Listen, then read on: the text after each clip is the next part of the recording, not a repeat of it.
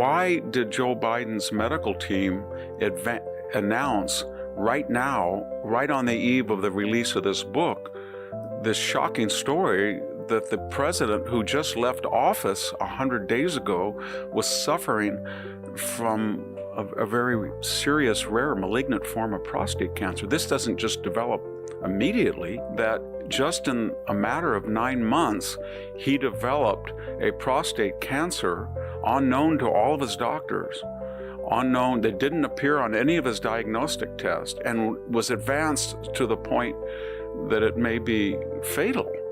And why would he not announce that last week, 2 months ago, 6 months ago? Do we really believe that he just found out right now?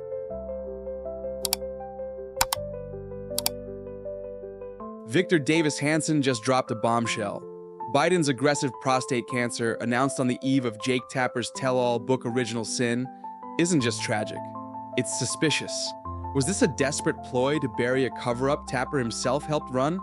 Hanson's got the receipts. Let's dive in.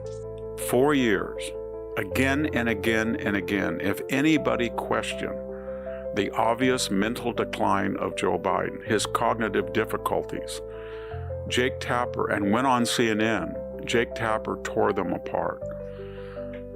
The locus classicus was Laura Trump, who said that he's obviously as early as 2020 in decline, and he suggested that she was berating him for a childhood stutter, which was absolutely ridiculous. My point is this: no one was more instrumental in berating, maybe Joe Scarborough, but other than he, Jake Tapper tore apart anybody who suggested that Joe Biden was as cognitive in decline as they saw with their own eyes and heard him. Jake Tapper played attack dog for Biden's team, savaging anyone, like Laura Trump, who dared call out Biden's decline, even dismissing it as a stutter smear.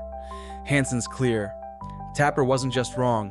He was complicit in one of the greatest cover-ups in history. The White House cover-up would have been impossible had not CNN, MSNBC, PBS, NBC, ABC, CBS all conspired with the White House staff to downplay, not just downplay Biden's cognitive decline, but attack people. Because this is not just an age-related, slow-growing prostate cancer that we hear about, that it's somewhat easily treatable. It's a very aggressive malignant type, and apparently it's already in his bone marrow, and he's going to have to take some very severe medicines and chemotherapy. Isn't it true that Joe Biden would have known about this?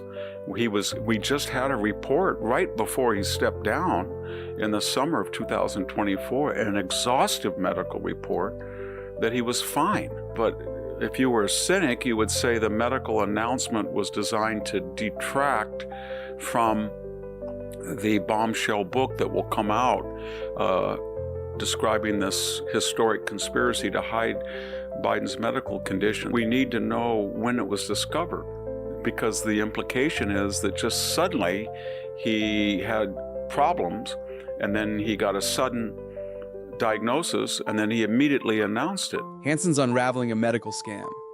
Biden's team claims world-class doctors missed a cancer that hit bone marrow in 9 months, announced just as Tapper's book dropped. Was this a distraction to bury the truth about who really ran the White House?